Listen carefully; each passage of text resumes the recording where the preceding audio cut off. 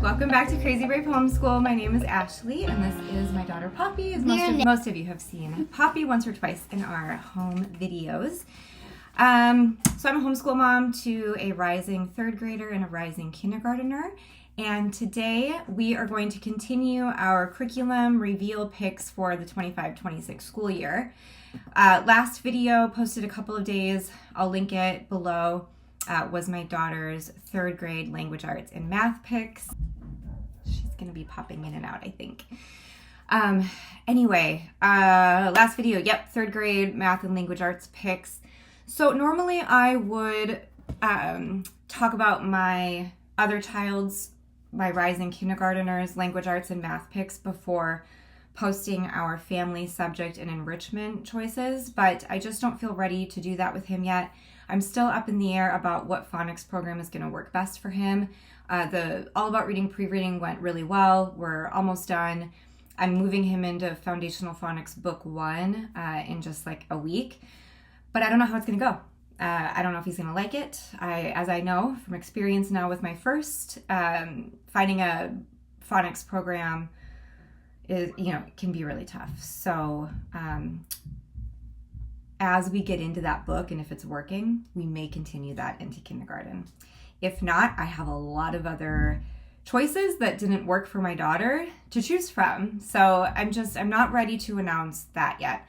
I am doing a language arts program with him outside of phonics that I'm very excited about. So at some point I'll be announcing that. And then with his math, again, I'm just kind of undecided of where we're going to end up next year. Right now we're using the Good and the Beautiful Kindergarten. I don't like that program. I'm still trying to totally pinpoint why. I think it's because it's so two-dimensional. I don't feel super comfortable with my 5-year-old doing a bunch of writing for math. I think that's silly at that age, just personally speaking. I know the Good and the Beautiful works really well for some families. And honestly, it's not working for him. Like it's easy for him, so he's enjoying it. I think that it's age appropriate with its like content, and I think that it is good for him with like the graphics and stuff. It's very young and playful, but there's just no reason that he needs to be doing so much handwriting right now. That's more like reading. I love Right Start, which you guys know, and I use that with my daughter, and so I'm very much planning on moving him into that. And we have already done 20 lessons in level A. I kind of just want to bring it back to see if we can pick it back up from where we left off so I can get away from the Good and the Beautiful. I hate that there is just not enough hands-on work with that. It has a math box, but it's really only used like 1 out of every 5 lessons, and I think the math box is really weak. The Right Start manipulatives are just amazing. I know it's a lot, and some people think it's just like way too robust, but I think that it is such an amazing math program that the Good and the Beautiful pales in comparison to it. Don't mind me, I'm just not gonna watch. I don't think I'm ever gonna like the Good and the Beautiful math. Don't mind. But again, it's like TK year, so I'm just like not taking it seriously. Anyway, kindergarten picks to be announced. So let's get back to family subjects and enrichment. I'm saying both because there are some enrichment subjects that I don't expect my son to do in kindergarten. There's really only a few here that I'm really hoping he'll be a part of. I'm not going to go in any particular order. I'm just going to go with what's in front of me. So we'll start with music. And it's a lot. It's a lot because it's always a lot. Mommy likes lots of curriculum. Woven Melodies has been a really fun music program for us. It's mostly fun just because we watch the videos and we get to see so many different kinds of instruments from all around the world. And then there's a little bit of written work with this, which is maybe not so much the fun part with the workbook. I know. I like the music. The music's really fun. Yeah, and they show lots of different types of a certain instrument, like how it can be so different from around the world. Like the harp. Yep. And the drum. Yep. The trumpet. Next, we're getting into the accordion, I think. So it's really unique. Sorry for this glare, you guys. But anyway, this is an introduction to music program from Thistles and Biscuits, which is a small family-owned company. We're going to be halfway through this when we finish this year, so we're just going to pick it right back up next year. This is really my only plan for next year so far. We might go into their next level, which is sound to song, and do half of that for 3rd grade. But I'm really not so sure. I have a music plan for 4th grade that I'm excited about. And so I don't know if we would finish sound to song. There's also Living Harmonies. That's a step up from that with Thistles and Biscuits music study. They have a lot of good stuff. But anyway, this is really my only plan as of now. I also really like that there's a multicultural composer study in this. Every second week of each unit, you study a composer from around the world who is like particularly gifted at that instrument that you're studying. So I really like that. You're going to take so much parts out, Mom. I know. I don't expect my son to be in on this every week, but for the most part he is. He really likes the music that's accompanied with this. Only does math and reading.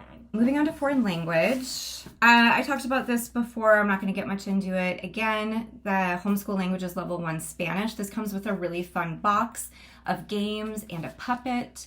And this looks like a really fun introduction to Spanish. A little bit more fun than the program I tried last year. Last year, our Spanish did not go so well, and we just stopped. But I've heard really great things about this company, and it looks really fun and playful and more hands-on, which is just the way that we prefer to learn. So, looking forward to that. I'm hoping my son gets into this, and he loves himself a puppet. So I like it too. Yeah. So, hopefully I'll have both my kiddos in on this one. Okay, so moving on to Shakespeare. Shakespeare is a name my daughter has not heard yet. We have not introduced any Shakespeare yet. Shakespeare wrote plays, and he wrote a lot of them, and he's like really famous for it. Don't hear the guy who died from a gun. How do you know Van Gogh died from a gun? No, not Van Gogh. Oh. The book. What? Martin Luther King? Yeah. Yeah. Poppy learns that a lot of famous people can sometimes have tragic deaths. I'm old enough for it. No, you guys are not.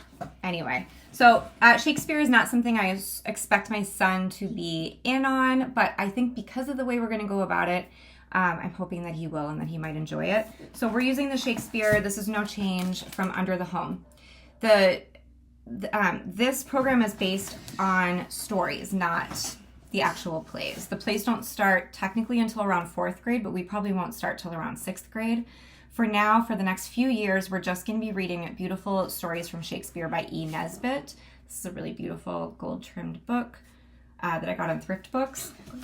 The big change I'm making with this is that we're only going to do a third of it. I was planning on doing it all year, but I think there's just too much beauty subjects in with how young my children are.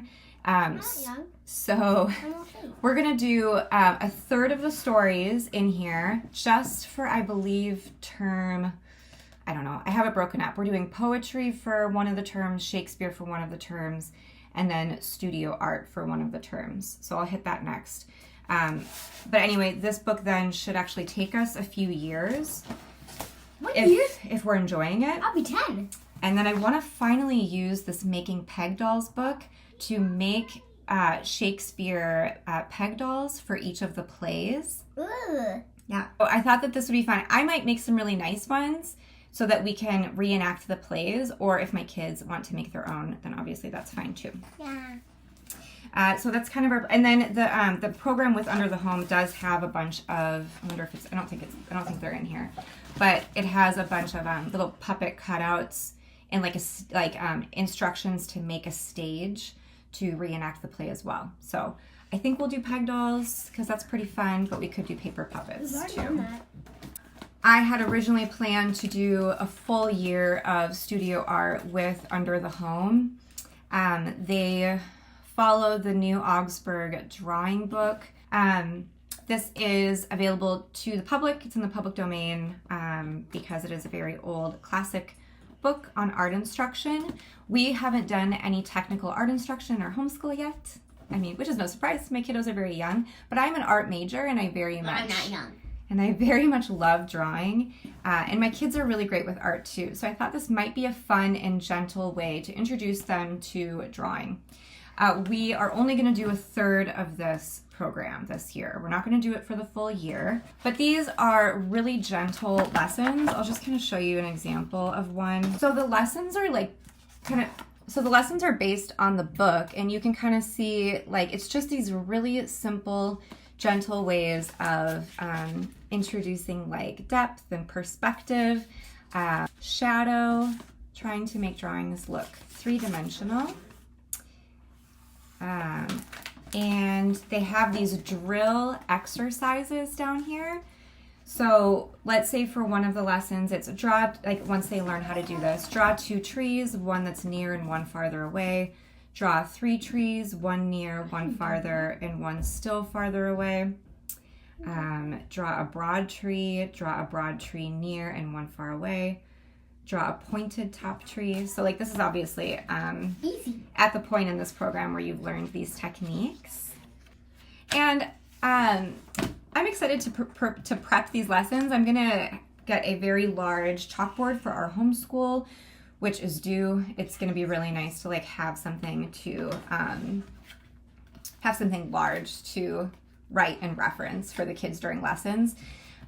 So my plan for each lesson is to like do the drawing or the drawings that we're going to be doing, have them all up there on the chalkboard, ready to go so that the kids can see what we're going to be doing, and hopefully that will kind of get them excited to see what that art should look like. So to accompany the studio art lessons, we are going to continue artist study.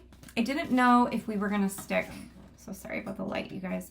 I didn't know if we were going to stick with Simply Charlotte Mason artist portfolios, but I have decided that that next year anyway, we will continue with these classic European artists. And then moving forward, most likely in 4th grade, we'll do more of a multicultural art study, bringing in artists from all around the world. I want to make sure that our enrichment subjects are as inclusive as possible. But we've been really enjoying these. Poppy likes them a lot. I like to paint them. She likes to paint them. Every Friday we do a new picture study. We just wrapped up Van Gogh. So I thought, I was trying to think about what would be a good accompaniment of artists with the studio drawing, and so I decided it should be classic artists who were very skilled at drawing, which most classic artists are, but there are a few in particular that really stand out. Okay, so we are going to be doing Da Vinci, who, as most of us know, was a wonderful drawer. I'm trying to paint her. So I should mention that like the portfolios, for the most part, are showing paintings from these artists. So in order to connect the drawing with the artist we're studying, I have some books picked out that are like the most famous drawings from these artists that we'll be studying. So we'll be looking at the books of drawings alongside the paintings. But this is Da Vinci, and then I believe that's term 1. Term 1 and term 2. We'll be doing Da Vinci and Michelangelo because there are only 8 pieces in each portfolio. And then for term 2 and term 3, we'll be doing Durer. I don't know how to say this name. But anyway, these 3 artists were very well known for their drawings. And so I think that that'll be, some great inspiration for the kids as they're learning how to draw in this technical way, to see the great artists who were best at it. Let's hit geography. Geography is something that I am hoping my son will do. For geography, we're going to follow the Ambleside Online geography book recommendations of home geography with C.C. Long and elementary geography from Charlotte Mason. I already showed these and talked quite a bit about them in a video I posted a couple months back about our potential family picks for the 25-26 school year. So if you want to take a little look into these books, I'll link that video in the description. But I just love these because these are such a gentle and foundational introduction to geography that we honestly haven't gone over a whole lot. Like, we've looked at maps and learned about oceans and continents and some countries, and now we're memorizing the U.S. states. But we haven't talked a little bit about what exactly geography is and why it's important and how to read a map and things like that. So we're going to be I don't really know what schedule I'm going to go with this. Hopefully we'll read both of these next year. But then I am going to bring in the Halling C. Halling books, Ambleside Online calls these natural history. I think these are very geographical as well. Right now we are reading Paddle to the Sea, and I don't have plans for when we're going to be reading these other ones. No. But I have Seabird and Tree in the Trail, Min of the Mississippi, and I thought I'd have Pagoo, but I might not have Pagoo. And I don't really expect that we'll get to all three of these next year, but I think these are fantastic geography and natural science and natural history books. So I definitely am excited to come to these at some point. Real quick, before we get into science and history, I'm just going to hit health. I don't really have health picked out for my son. We were doing Training Aliens for a bit. Why do we skip Do you like this? a little bit? Yeah. I don't know. It kind of started to fall off. I was sprinkling this into our morning basket throughout the year. We did it, and then we kind of came back to it, but then it kind of fell off. I'm going to bring this back for Woody's kindergarten year. It's all about like social and development. Like social and emotional skills. And Poppy is welcome to sit in on these lessons if she likes. So I'm glad to know that you kind of liked this, and This is so weird. we'll be coming back to that. The health that I have picked out for Poppy is The Care and Keeping of You from the American Girl Company.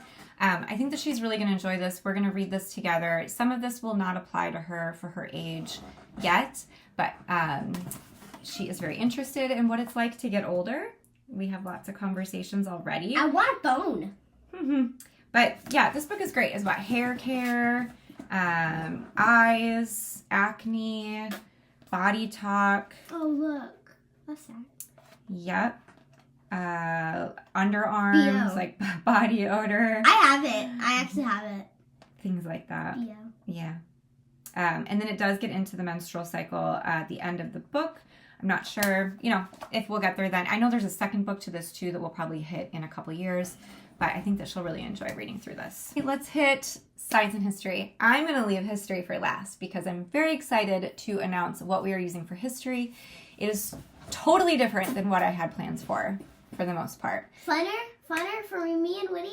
It's going to be great. For science is always a really tough one for us. It feels like everything we try just doesn't totally hit home. We started the year with elemental science, biology for the grammar stage. We got through the first unit and a half, unit and a quarter, and then I just decided there was too much writing and too much busy work with this. I've already talked at great length about this program. But when our bird unit kind of started to fall a little flat from our literature selections, with the Burgess Birds book, Arabella Buckley, those classic books just weren't working well for our learning style. I came back to this because they have a 10-week human body unit that I really thought the kids might enjoy. And we are at the end of week 2 now, and we haven't been enjoying it. 100 days? It's been okay. I'm not doing nearly as much of the writing. I just brought in the lap books. So we won't finish this this year because we set it down for so long. We will finish the human body unit, but there is a 6-week plant unit. Okay, so we are going to do that in the first term of our school year. For the other 6 weeks, you're going to be excited for this one. Tell me. For the other 6 weeks, I am going to try out an online wildlife rescue course. It's just like go at your own pace,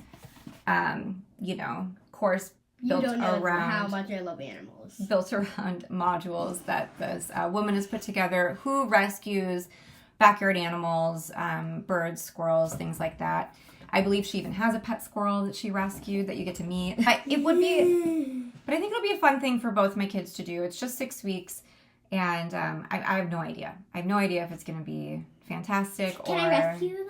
not. She is going to give you tips on what to do if you find an animal who needs assistance. Hear her voice. Anyway, okay, so that's first term science plans. I am all over the place with science next year, and honestly, I think that sometimes that's best for us. Because sticking with one curriculum seems to be very difficult. So that's our term 1. 6 weeks of this for the plant study, 6 weeks of wildlife rescue. And then when we get into term 2, we are going to do, okay, so these last few months we've been doing a bird unit. The only thing that we're still doing from the bird unit is every Wednesday we paint a picture of a bird that the kids get to choose whatever bird they want to do that week from, say, sparrows or owls or robins or whatever. We already got all those. We have. And they really enjoy it, and I do it with them, and it's really fun. We are filling up our nature notebooks with these paintings. So my plan for term 2 is to loosely follow the 3rd grade science guide from Under the Home, which is all flower study. This is paired with the Burgess flower book. I already know that book's not going to work for us. I did purchase the Arabella Buckley plant book. I don't totally know if that's going to work for us either, because this classic Old English way of writing is not our favorite. But I'm going to loosely follow this and follow the flowers that the Burgess book does. And we are going to paint a flower every week in our nature notebooks. We're going to talk a little bit about what the theme was that week. So for instance, the first week is plants and their scent. Second week is like edible flowers. We learn about poisonous plants, pollinators, plants and their habitat, the anatomy of plants, or flowers rather.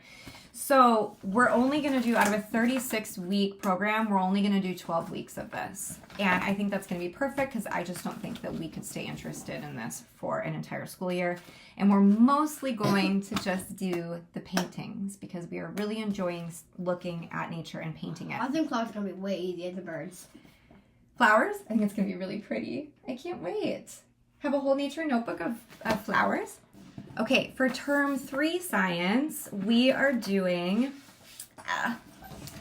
sorry, Pop, book seeds from Blossom and Root. We love the book seeds issues. We did the entire year 1 profiles in science. We have done many of their seasonal issues. I'm also bringing in the mitten book seed for my son that we'll do over Christmas time. I mean, I'm sure Pop will want to do it too. My son's, like, one of his favorite books is The Mitten. Loses his mitten and all the animals. Oh, yeah. Yeah, so they have a book seeds based on that. But anyway, I bought year 2 profiles in science because they are all built around botany. So we will be continuing a bit of botany with the book seeds, but they are so much fun. They are always built, I've talked about book seeds about a million times. They're always built around some great book about scientific achievement. And so this is just one, for example. I still have to get all the rest of the books that are paired with that program. But there are so many fun STEM activities in these, experiments, crafts, great links for videos. You know, the Blossom and Root science so far hasn't really worked for us. We tried year 1, but the book seeds are just awesome, and they are very scientific. So we are doing that.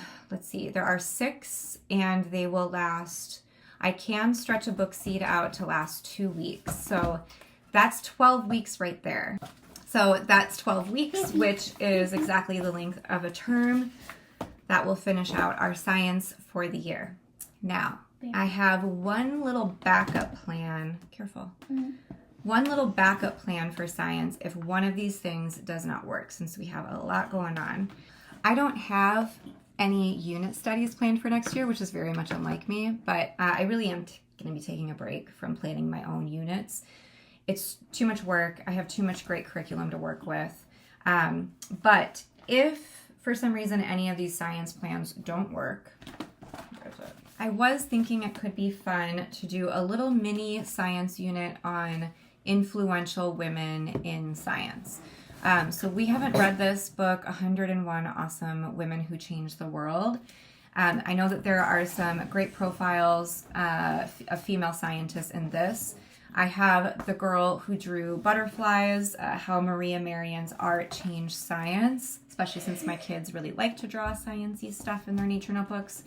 I have Rachel Carson and Ecology for Kids, her life and ideas, and this is full of a bunch of activities and obviously some great information about her. She wrote the really controversial book, Silent Spring, in like the 50s or something. So I don't know. I might just have to dip my hands into coordinating one small unit if and only if some of the science doesn't work out for us. But I thought that could be kind of cool. On the note of unit studies, before I move on to history, we are going to be doing a unit from Harbor and Sprout, their outdoor survival. And I don't have it bound or anything yet. I have the entire unit printed out. This is going to be fun. We're going to take a break midway through the year from most of our curriculum and just do this huge survival unit that we are pairing with My Side of the Mountain, which is an assigned reading in our Blossom and Root language arts for, I believe, weeks 19 through 21. So it's like, right in the middle of the school year. It's a perfect time to kind of take a break from everything and just do this for a little while. So that's my plan anyway. Let's get to history. I'm really excited about this. If you've been watching my last couple videos, I had decided that the history stream with Ambleside Online was just not going to be great for us. It's really important for me to bring in a lot of different perspectives about U.S. and world history, and not just a Eurocentric point of view. And so I posted a video about Charlotte Mason lacking, or specifically Ambleside Online lacking, in inclusivity, and I had just a feast of comments from you guys about your You said that you ate their comments. I consumed their comments about the more secular and inclusive programs that you all have used and really loved. And so, without further ado, we have decided to do Build Your Library. I haven't. I haven't. You don't know anything about it yet. All right, so I didn't really know exactly how to level this because I've got a kindergartner and a third grader coming up. I want my son to be involved in, what I want is for them to be on the same history sequence. I don't want to be teaching different history to each of them. That sounds overwhelming, but they do have quite an age gap. But I have heard that you can level up Build Your Library all you want. Doesn't really matter where you start. You can totally beef it up for your older students. Starting with the ancient world makes a lot of sense. For a while, I was feeling that we should stick with U.S. history because we loosely follow the Charlotte Mason method, and, she talks about how important it is to stay close to home when you're learning about history and geography. So I was thinking I wanted to stay with U.S. history, but then I just realized it's such an intense thing to teach and to learn. And I would rather the kids be just a little bit older so that we can be really thoughtful about how we teach it. And this is when I decided, let's just get them on the same history sequence. We will start with the ancient world. I will go down to level 1. I will beef this up for my daughter if I need to. But looking at the history picks in this, the book picks, I'm going to do a whole video about what's included in this, do a flip through and stuff. But the books just look so fantastic. They are a perfect representation of the whole gamut of voices that I really want to bring into history. It is such a thoughtful curriculum. This also has, like the student pages, and I'm hoping it has like activities and some crafts. And I just think that like the ancient world is so fun. We're going to talk about ancient Egypt and mummies, and we're going to revisit a little bit of the Stone Age, which we had talked a bit about this year. So I just think that this is going to be perfect for us. I'm hoping that my son will get into this. He's still young, so I'm not going to push him, but Woody seems to be pretty interested. No, push my little brother. He seems to be pretty into a lot of the stuff that we do. And then from there, I'll just keep Poppy going to level 2 the following year, level 3. Woody will stay on the levels that we are, and then we can just keep history a family subject, which is awesome. I really have like every intention of already loving this and staying with Build Your Library throughout our homeschool years. To find Build Your Library and to come home to Blossom and Root, I'm just like so thrilled with this, and really feel like I've gotten back to more of who I am in our homeschool and what's important to me. I do have I haven't gotten like any of the books for this yet. Again, I'm going to have to go do a whole video on it. But I do have a couple little resources here. Honest History, Ancient Greece, we can bring this in. I also have this portfolio from Simply Charlotte Mason, the stuff they left behind about ancient Rome. So we can, maybe in between doing some of our artist portfolios, we can do some history portfolios with some of these architectural treasures. And then I would like to throw in our island story on top of our study of the ancient world. I really want us to read this. I think that my daughter will enjoy these stories. I also have Viking Tales, which I think would be fun too. These are a couple of the Ambleside Online picks. So I don't want to totally lose some of the literature picks from Ambleside, even though we're going with Build Your Library. If I can squeeze this in somehow or just read a chapter a week, that'll be great. So that's what my hope is. Okay, so I hope I didn't forget anything. That also felt like a lot, but I hope that you enjoyed those picks. I know some of them are the same from where we were at, but you know, obviously we have some exciting changes. So any questions, let me know. If you need any links to anything, let me know, and I will catch you guys real soon. Thanks for watching. Bye.